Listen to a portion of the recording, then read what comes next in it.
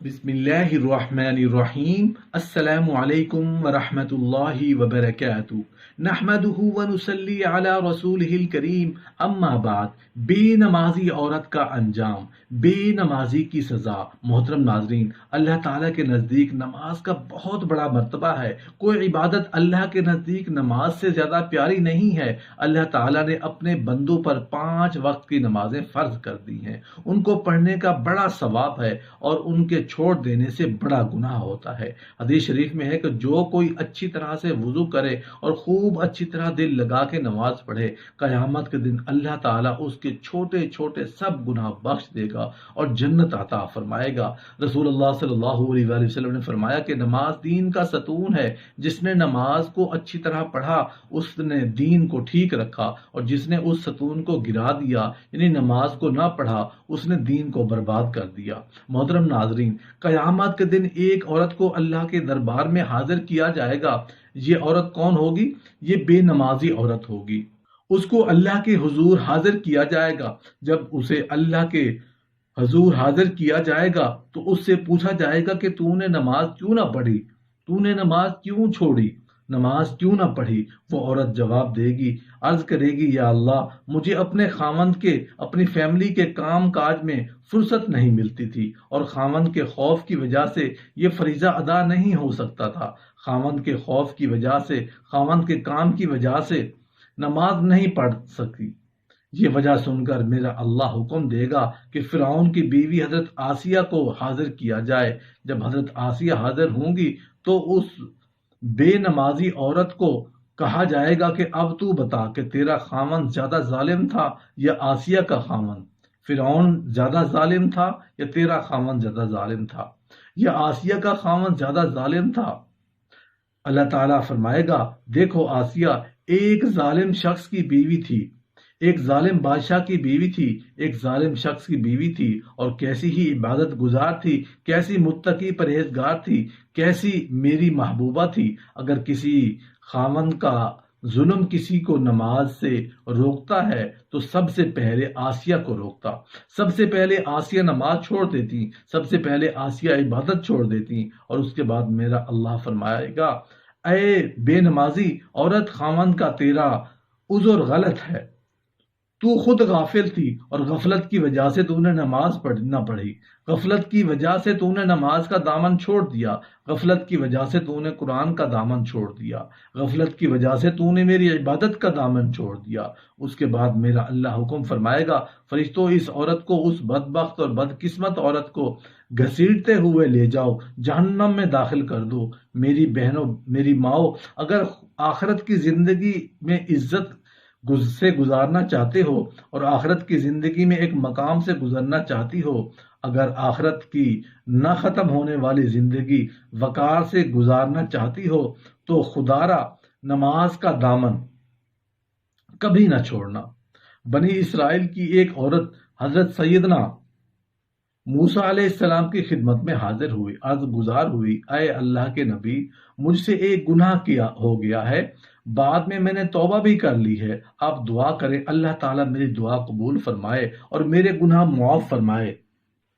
سیدنا موسیٰ علیہ السلام نے پوچھ ہی لیا، اے خاتون، تجھ سے کون سا ایسا گناہ ہوا ہے، کون سی ایسی غلطی ہوئی ہے، کون سی ایسی خطا ہوئی ہے جس کی دعا کرانے کو تو اتنے دور سے میرے پاس آئی ہے؟ وہ خاتون کہنے لگی، بنی اسرائیل کی عورت کہنے لگی، اے اللہ کے نبی، مجھ سے گناہ یہ ہوا تھا کہ میں نے زنا کیا تھا، میں حاملہ ہو گئی تھی، حاملہ ہوئی، مجھ سے ایک بچہ پیدا ہوا، اب بچہ پیدا ہوا تو میں اپنے اس گناہ کو چھپانے کی خاطر، اپنی اس غلطی کو چھپانے کی خاطر، اپنی اس خطا کو چھپانے کی خاطر میں نے اس بچے کو ذبح کر دیا، میں نے اس بچے کو قتل کر دیا، اور ذبح کر کے میں نے اسے مٹی کے سپرد کر دیا، یہی مجھ سے گناہ ہوا ہے۔ اے اللہ کے نبی، آپ دعا کریں اللہ تعالیٰ میری توبہ قبول فرمائے اور میرے گناہ معاف فرمائے۔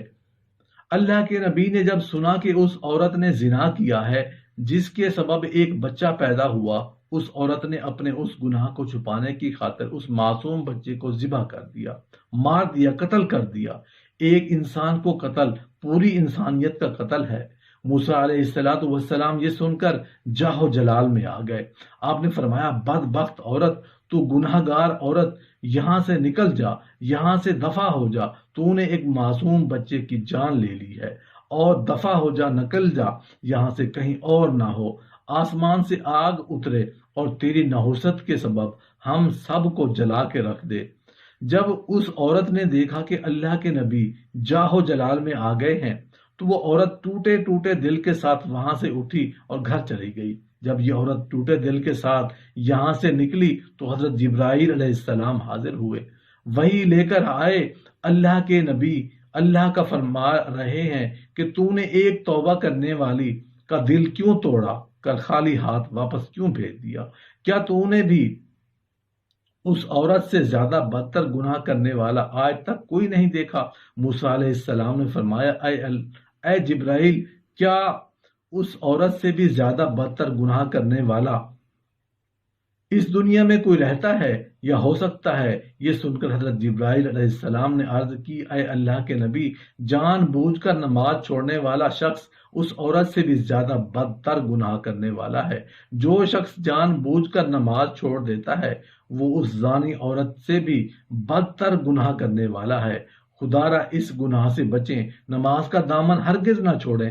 اللہ تعالیٰ جب راضی ہو جاتا ہے روٹی بند نہیں کرتا، اللہ تعالیٰ جب ناراض ہوتا ہے رزق بند نہیں کرتا، اللہ تعالیٰ جب ناراض ہوتا ہے سورج کو حکم نہیں دیتا کہ فلاں جگہ شخص پر میرا نافرمان ہے، تیری کرنیں اس کے آنگن میں نہیں جانی چاہیے۔ اللہ جب ناراض ہوتا ہے تو سجدوں کی توفیق چھین لیتا ہے۔ اللہ جب ناراض ہوتا ہے تو مومن اجڑ جاتا ہے۔ جس بندے کا من بھی اجڑ جائے اس کے پلے کیا رہ جاتا ہے؟ اے بندے نماز پڑھ اس سے پہلے کہ تیرے نماز پڑھی جائے۔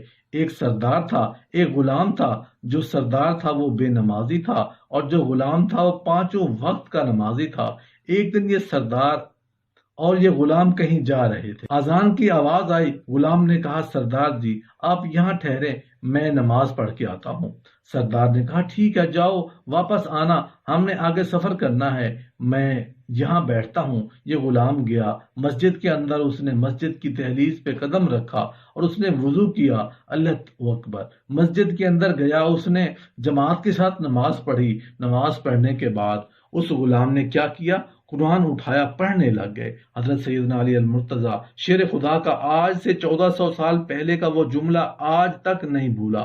آپ نے فرمایا، یا باری تعالی، میں تیری عبادت تیری جنت کی لالچ کے لیے نہیں کرتا اور نہ ہی تو جہنم کے خوف سے عطا کرتا ہے۔ مالک میں تو میری عبادت بس اس لیے کرتا ہوں کہ تو ہی عبادت اور بندگی کے لائق ہے۔ ایک شخص حضرت سیدنا علی المرتضیٰ شیر خدا کے پاس آیا، کہنے لگا، یا علی، میں نے آپ کے بارے میں کچھ سنا کہ آج۔ جی کیا سنا؟ کہا، جی میں نے سنا کہ اللہ سے باتیں کرتا ہے اور اللہ تعالیٰ تیری باتیں کرتا ہے۔ آپ نے فرمایا، میاں تو نے بالکل ٹھیک سنا۔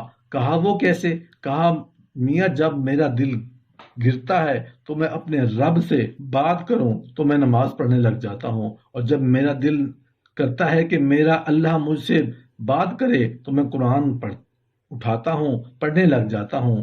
اب یہ غلام مسجد کے اندر گیا، نماز پڑھنے کے بعد اس نے قرآن اٹھایا، پڑھنے لگا۔ اب باہر بیٹھا سردار اس کے انتظار میں تھا۔ سارے نمازی نماز پڑھ کے واپس چلے گئے، یہ غلام مسجد کے اندر ہی بیٹھا۔ جب وہ سردار باہر بیٹھا تھکا گیا تو آہستہ آہستہ اٹھا، پتہ کروں کہ کہاں مر گیا۔ یہ سردار اٹھا، یہ آیا مسجد کی دہلیز پر، اس نے قدم رکھا، جیسے مسجد کے جوتے پڑے ہوتے ہیں وہاں آ کے رک گیا، اندر نہ گیا، جوتوں والی جگہ پہ آگے رک گیا، آوازیں دینے لگا، اور غلام کہاں مر گیا ہے؟ وہ سارے نمازی نماز پڑھ کے واپس چلے گئے، تیری ابھی تک نماز ختم نہیں ہوئی، اور جلدی باہر آ، ہم نے آگے سفر کرنا ہے۔